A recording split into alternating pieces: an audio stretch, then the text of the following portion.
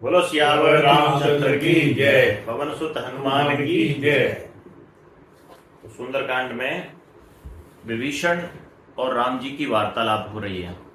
तो राम जी कहते हैं, सुन लंकेश सकल सकल गुण तोरे, ताते तुम अतिशय प्रिय मोरे। विभीषण को लंकेश शब्द से उन्होंने संबोधित किया है, क्योंकि लंका का राजा उन्होंने पहले ही घोषित कर दिया। तो देखो लंकेश, हे लंकेश, तुम्हारे अंदर सभी वो गुण हैं जो एक भक्त के भीतर होते हैं, इसलिए तुम मुझे अतिशय प्रिय हो। राम जी कह रहे हैं, राम वचन सुन बानर जूथा, सकल कहें जय कृपा बरूथा। बानरों के दलों ने जब राम जी के ये वचन सुने ना, कि देखो एक लंका से आया एक ऐसा व्यक्ति जो पहले कभी जिससे परिचय नहीं हुआ और उसको भी राम ने गले लगा लिया। तो जब राम जी के वचनों को जब बानरों के दलों ने सुना तो जय जय जय राम जी की करने लगे, जय श्री राम के गगन भेदी उद्घोष करने लगे। नए अघात श्रवनामत जानी, सुनत विभूषण प्रभु के यानी, नए अघात श्रवनामत जानी। और विभीषण जो है वो भगवान श्री राम की इस कृपा को सुन रहे हैं और भीतर भीतर बड़े ही खुश प्रसन्न हो रहे हैं। अति अघात श्रवणामृत जानी, पद अंबुज गए 12 भगवान श्री राम के चरणों में बार बार पड़ जा रहे हैं वो। हृदय समात न प्रेम अपारा, और इतना प्रेम उनके हृदय में उमड़ रहा है कि हृदय में समा नहीं रहा, वो हृदय ही छोटा पड़ जा रहा है, इतना प्रेम उमड़ रहा है। क्योंकि विभीषण को भी एक आश्चर्य हो रहा है कि प्रभु श्री राम ने मुझको गले लगा लिया। हृदय समात न प्रेम अपारा, सुनो देव सचराचर स्वामी, प्रणत पाल और अंतर्जामी।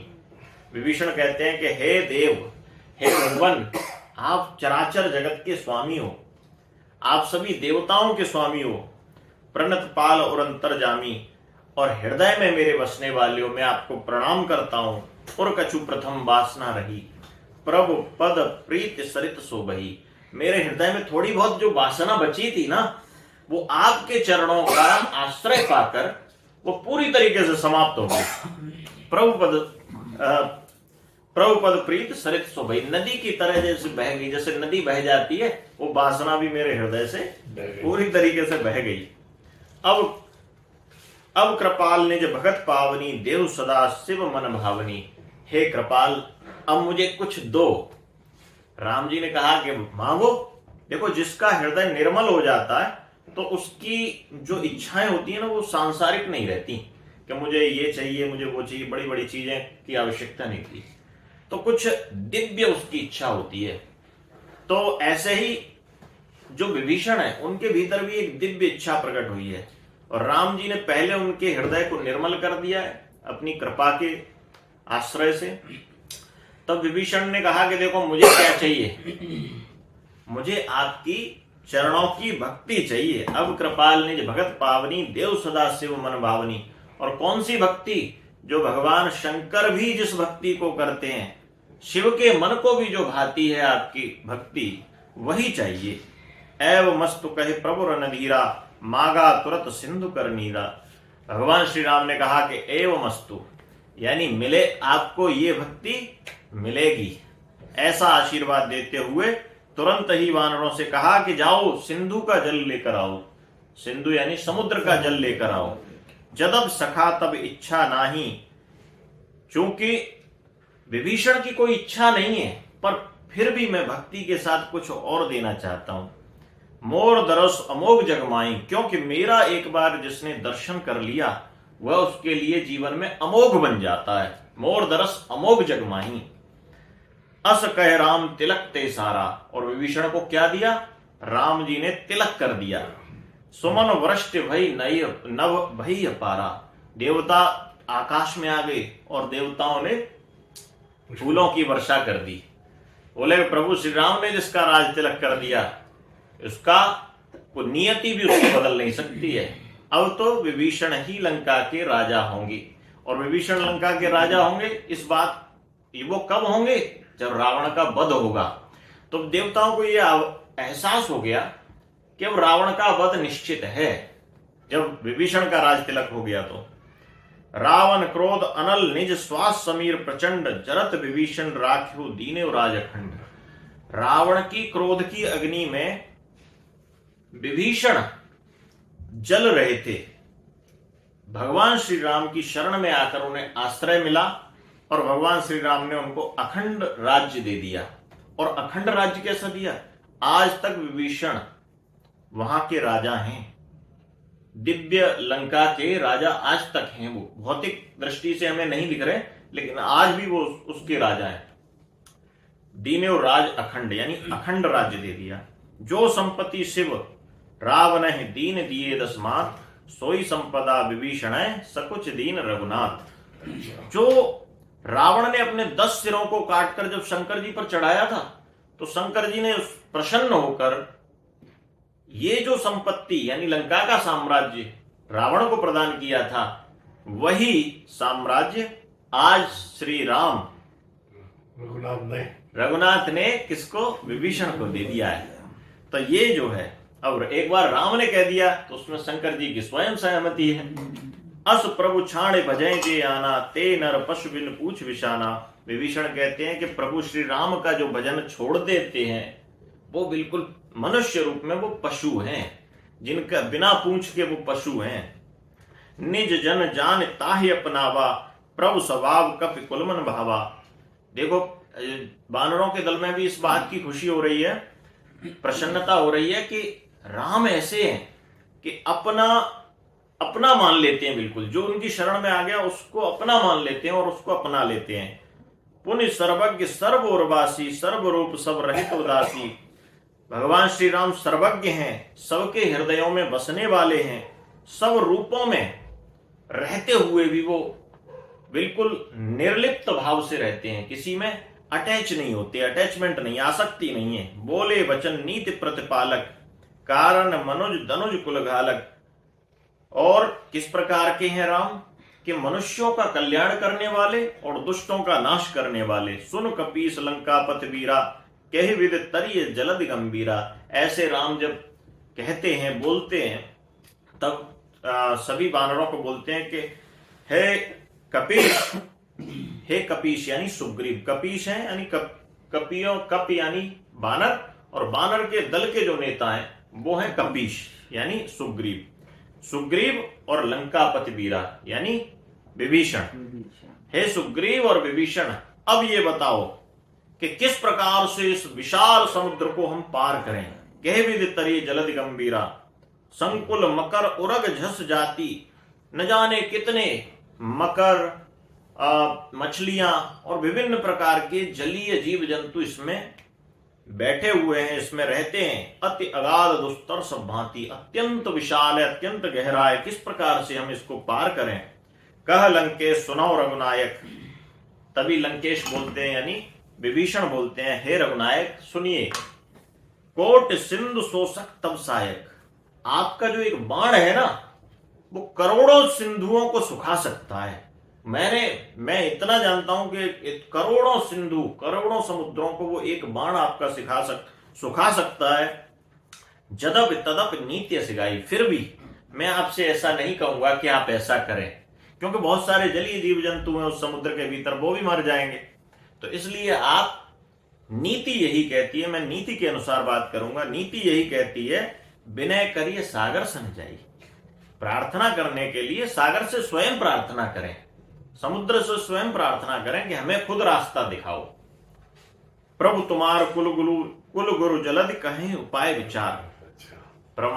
हे प्रभु, ये जो समुद्र है ना, ये गुरुओं में है, ये आपके कुल गुरुओं में आते हैं, पूर्वजों में। बिन प्रयास सागर तरह सकल भाल कबदार। ये रास्ता दिखा देंगे और ये किस प्रकार से बताएंगे, ज्यादा हमें प्रयास करने की आवश्यकता नहीं पड़ेगी और हम आसानी से इसको पार कर जाएंगे। ये विभीषण ने राम जी से ये बात कही है। सखा कही तुम नीक उपाई। राम जी कहते हैं, हे सखा, तुमने सही नीति बताई है, सही उपाय बताया है। करिए देव जो हो सहाय। अगर देवता भी सहायक होंगे तो निश्चित रूप से हमें कोई समाधान मिलेगा। मंत्र ने या लक्ष्मण मन भावा। लेकिन लक्ष्मण जी को यह बात पसंद नहीं आई। लक्ष्मण जी ने कहा कि यह तो बिल्कुल गलत है। राम वचन सुन अतु दुख पावा। राम जी कह रहे हैं कि देवता सहायक होंगे, लक्ष्मण जी कह रहे हैं कि मैं, राम जी के बाणों में इतनी शक्ति है कि एक क्षण भर में उसको समुद्र को सुखा दें। लेकिन लक्ष्मण जी को यह बात पसंद नहीं आई। तो नाथ देव कर कवन भरोसा। लक्ष्मण जी राम जी से कहते हैं भैया ये बताओ कि देवताओं पर हम भरोसा करें। सोसिय सिंधु करिय मन रोसा। मेरा मन कहता है कि एक बाण निकालो और इसको सुखा दो। कादर मन कहो एक अधारा, देव देव आलसी पुकारा। कायर लोग जो होते हैं वो, उनका एक ही आधार होता है कि आलसी हो जाते हैं वो, और वो देव देव देव देव चिल्लाते रहते हैं, हे देवता मेरी सहायता करो, हे देवता मेरी सहायता करो। तो ये तो कायरों के लक्षण हो गए। सुनत बिहस बोले रघुवीरा। राम जी हंसे। देखो राम धैर्यवान हैं और लक्ष्मण जी अधीर हैं कि राम कार्य के लिए कितनी जल्दी हो राम कार्य। तो देखो हर तरह का व्यक्ति चाहिए। राम जी का धैर्य, लक्ष्मण जी की अधीरता, दोनों का जब सम्मिश्रण होता है तो एक शक्ति बनती है। तो ऐसे ही करव धरव मंदिरा। हे अनुज, हे छोटे भाई, आप धैर्य रखो, तुम धैर्य रखो। अस कहे प्रभु अनुजय समझाई। ऐसा कहकर उन्होंने अपने लक्ष्मण जी को समझा दिया। सिंधु समीप गए रघुराई। और सिंधु के समीप जाते हैं, बैठे प्रथम प्रणाम कीन सरुनाई। पहले उन्होंने क्या किया, किसी के पास किसी काम से जाते हैं तो अभिवादन करना चाहिए, राम राम करनी चाहिए, प्रणाम करना चाहिए। अगर बड़ा है तो कुलगुरु है तो भाई उन्होंने तुरंत उनका प्रणाम किया, समुद्र को प्रणाम किया। बैठे पुन तट दर्भ डसाई। कुश का आसन बिछाकर, अच्छा कहीं भी बैठते हैं, जमीन पर धरती पर बैठते हैं तो आसन बिछाकर बैठना चाहिए। सामान्य तौर पर तो कुश का आसन रहता था, लेकिन अब कैसे अनेक तरह के आसन चलते हैं। तो उन्होंने भी कुश का आसन बिछाया और वो बैठ गए। जब विभीषण प्रभु पय आए, पाछे रावण दूत पटाए। जैसे ही विभीषण राम जी के पास आए तो पीछे पीछे रावण ने भी दूत पठा दिए कि देख के आओ जाओ, ये विभीषण गया है तो क्या गुल खिला रहा है, राम जी से क्या बात कर रहा है। सकल चरित तिन देखे, धरे कपट कपि देह। प्रभु गुण हृदय सराहे, शरणागत पर नहीं। रावण के दोनों दूत आए हुए हैं, वो देख तो ये रहे हैं कि देखो क्या कपट भाव से आए थे, लेकिन जब राम जी के बातों को सुना, उन्होंने राम जी और विभीषण के संवाद को सुना तो उनको भी बड़ा राम जी पर प्रेम आ गया और राम जी के यश गाने लगे वो भी। और वो भी किनका रूप धर के, बानरों का रूप धर के आ गए थे, क्योंकि माया भी हैं तो वो बानरों का रूप धर के आ गए और राम जी का यश गाने लगे। तो सकल चरित तिन देखे, धर कपट कपि देह। प्रभु गुण हृदय सराहे, शरणागत पर। और राम जी का यश गा रहे हैं कि देखो शरणागत पर कितना स्नेह बरसाते हैं राम, किस प्रकार से हैं। ये लक्षण रावण में नहीं है। प्रकट बखाने राम स्वभाव, अति सप्रेम गा विसर दुराऊ। राम जी के स्वभाव का बखान करने लगे हैं वो उन बानरों के बीच में। तो बानरों ने देखा ये तो पहली बार दिख रहे हैं, ऐसे दूसरे बानर दिख रहे हैं। रिपु के दूत कपिन तब जाने, तभी समझ गए कि ये शत्रु के दूत हैं। सकल बांध कपीस पहे आने, चारों तरफ से उनको रस्सी से बांध लिया। कहे सुग्रीव सुनो सब बानर, अंग भंग कर पठवाओ निश्चय। सुग्रीव ने को क्रोध आया और कहा कि सुनो सारे बानर, इनके जो है अंग भंग कर दो, अंग काट दो और इनको भेजो रावण के पास, इनको सबक मिलना चाहिए। सुन सुग्रीव वचन कपिताए, सारे बानर दौड़ने लगे ऐसा करने के लिए। बस बांध कटक चौपास फिराए, चारों तरफ से उनको रस्सी से बांध लिया। बहु प्रकार मारन कपिलागे, दीन पुकारत तदप न त्यागे। कोई लात मार रहा है, कोई थप्पड़ मार रहा है, कोई हर प्रकार से उनको मारने लगे हैं। दीन पुकारत, तभी उन्हें ध्यान आता है कि इसमें रक्षा कौन करे हमारी। तो उन्होंने भी शरण लिए राम की, राम जी को पुकारने लगे, हे राम बचाओ, जो हमार हर नासा काना, ते कौशलाधीश के आना। तभी नाक और कान जैसे कटने लगे तुरंत। कौशलाधीश यानी राम जी की शपथ दे दी उन्होंने कि तुम्हें राम जी की कसम है, हमारे नाक कान मत काटना। सुन लक्ष्मण सब निकट बुलाए। तभी लक्ष्मण जी वहां पर खड़े हो गए और बोले इनको मेरे पास भेजो। दया लागे हंस तुरंत छुड़ाए। लक्ष्मण जी को दया आ गई क्योंकि राम जी के शपथ देने लगे, तो लक्ष्मण जी को भी दया आ गई। बोले छोड़ो इन्हें, छोड़ दो। रावण कर दीजाऊं यो पाती, लक्ष्मण जी ने एक पत्र लिख कर दे दिया, रावण के हाथ में ये पत्र दे देना। लक्ष्मण वचन बाजकुल घाती, और उस पत्र के भीतर बड़े कठोर कठोर शब्द लिखे हैं। कहो मुखागर मूड सन मम संदेश उदार, सीता देव मिलो न आवा काल तुम्हार। लक्ष्मण जी कहते हैं कि उस मूर्ख से ये कह देना, यानी मूर्ख यानी रावण से ये कह देना, मेरा संदेश अभी उदार रूप में दे रहा हूं, बड़े समझा रहा हूं तुझे, सीता जी को वापस कर दे, नहीं तो तेरा काल आने वाला है। बहुत कुछ लिखा, लेकिन तुलसीदास जी ने 2 लाइन में, 2 पंक्तियों में उसको स्पष्ट कर दिया। तुरंत नाय लक्ष्मण पद माता, चले दूत वर्णत गुण गाथा। तुरंत लक्ष्मण जी के पैरों में वो सर नवाकर चले हैं और भगवान श्री राम का गुण गाते हुए जा रहे हैं। रावण के यहाँ पे भी जा रहे हैं तो वो राम का गुण गाते हुए जा रहे हैं, क्योंकि उन्होंने राम की महिमा को देख लिया। चलत राम जस लंका आए, रावण चरण शीस तिन आए। कहत राम जस लंका आए, राम जी के गुण गाते हुए वो लंका पहुंच गए और रावण के सिर नवाया उन्होंने रावण के सामने। व्यस दशानन पूछी बाता, और चुपचाप खड़े हो गए। तभी रावण ने हंसकर पूछा, अरे चुपचाप क्यों खड़े हो? कैस न सुख आपन को सुलाता, अपना कुशल क्यों नहीं बताते हो? कैसे हो भाई? मुने कहूं खबर विभीषण केरी, विभीषण के क्या हाल है?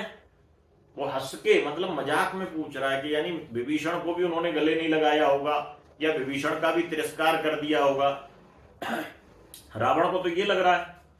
तो जाए मृत्यु आई तिनेरी, करत राज लंका सड़ त्यागी। यहां पर अच्छा भला राज कर रहा था, राजाओं की तरह रह रहा था विभीषण। उस मूर्ख की बुद्धि भ्रमित हो गई, होए जब कर कीट भागी। अब तो ऐसा लगता है कि जैसे ये सारे वानर जैसे मारे जाएंगे ना, तो उनके बीच में जैसे कीड़ा पिस जाता है, गेहूं के बीच में घुन पिस जाता है, वैसे वो भी मारा जाएगा। रावण कह रहे हैं, ये बोला रावण ने, ये बोला कि विभीषण भी मारा जाएगा। पुण्य कहूं भाल कीस कटकाई, कठिन काल प्रेरित चली आई। लगता है उसकी जो है, उसका जो समय खराब चल रहा है, समय खराब चल रहा है, तभी वो रावण के दल से उधर चला गया। जिनके जीवन कर रखबारा, भयो मृदुल चित्त सिंध विचारा। कहो तपसिन के बात वो होरी, जिनके हृदय त्रास अति मोरी। जिनके जीवन कर रखबारा, जिनके जीवन की अब तक हम रक्षा कर रहे थे। कहो तपस्विन के बात वहोरी, उन तपस्वियों की भी खबर लाओ जो राम राम राम राम करते रहते हैं, जो सिंधु के पार बैठे रहते हैं। उन तपस्वियों की भी तो खबर लाए होगे तुम, ऋषियों मुनियों की। और जिनके हृदय में हमारा डर बना रहता है, रावण कह रहा उन तपस्वियों के हृदय में भी हमारा डर बना रहता है, क्या तुम उनकी खबर लाए हो? कि भाई भेंट के फिर गए, श्रवण सुजस्व मोर, कैस न रिपुदल तेज बल बहुत चकित चित तोर। तो वो रावण कहता है कि तुम मिलके आए हो उनसे, या मेरा नाम सुन के ही वो लोग डर गए? रावण देखो अहंकार, क्या तुम मेरा नाम लिया होगा तुमने और वो डर गए होंगे? रिपु दल, तुम्हारे हिसाब से उन रिपु जो यानी शत्रु के दल में कितना जोर है वो तो मुझे मालूम है, पर तुम बताओगे तो और अच्छा। तो इस तरह से जो 2 दूत भेजे तो उन्होंने अभी अपना मुंह नहीं खोला, केवल रावण ही पहले से अपनी बात कह रहा है, अपने क्वेश्चन डाल दिए। तो इस आज के इस बात को हम यही विराम करते हैं। बोलो सियावर रामचंद्र की जय।